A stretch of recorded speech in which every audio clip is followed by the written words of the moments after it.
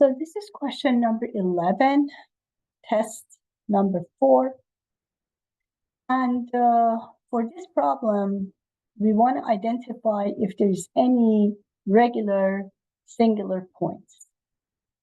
So to find out if a point is singular first or ordinary, we are going to divide everything by the coefficient of y double prime. So I divide both sides of this equation by 5 minus x. That's step number 1. So I end up with y double prime plus 3x over 5 minus x, y prime, 10x squared divided by 5 minus x, y, 0 divided by 5 minus x is 0. Then we look at these two. We call this one, we call this one, this factor of y prime p of x, the factor of y q of x, okay? So we call that p of x, and then we call this one q of x. But if you look at p of x and q of x, we have sort of like rational functions, and this function is not defined at x is equal to 5. So then x is equal to 5 is considered a singular point. So if there is no singular point, let's say my equation look like this: 5 minus x, y double prime, plus 3x, 5 minus x to the power 2 y prime, plus 10x to the power 2 times 5 minus x to the power 2 y equal to 0. If I divide by 5 minus x's cancel each other. I don't end up with any denominator.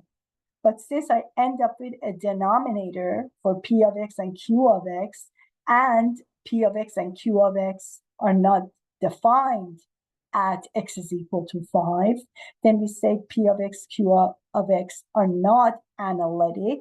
Therefore, x is equal to 5. That is the point of discontinuity, is called a singular point. Now the question is this a regular or irregular singular point? To find out if it is regular or irregular, there is a test we do.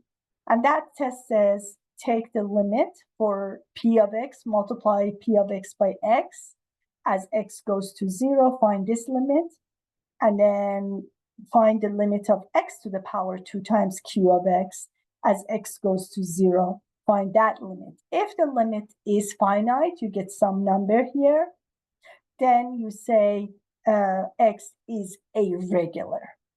But if the limit doesn't exist, then you say x is equal to 5 is an irregular singular point. So that is the test you have to take.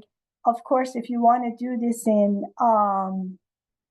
using the example the author gives you is a slightly different, but I think this is more straightforward.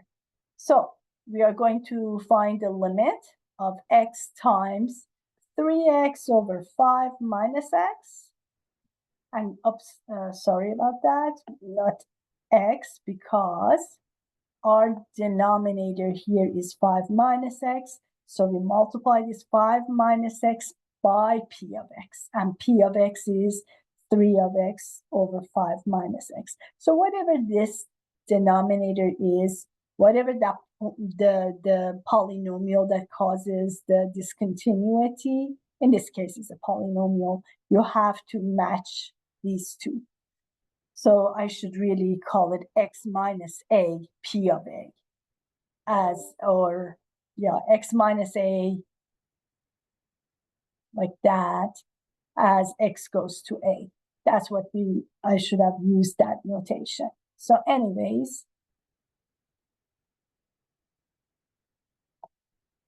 and then I take the limit as x goes to that discontinuity.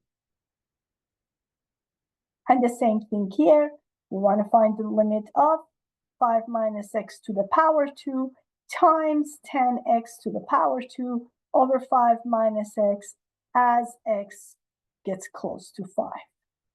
So let's see if we get finite value. They're canceling each other. As x goes to 5, we get 3 times 5 is 15. 5 minus x and that one cancel each other. If I substitute 5, 5 minus 5 is 0. 0 times anything is 0. So 0 is a finite number and 15 is a finite number. Since they're both finite numbers, then we say x is equal to 5 is a regular singular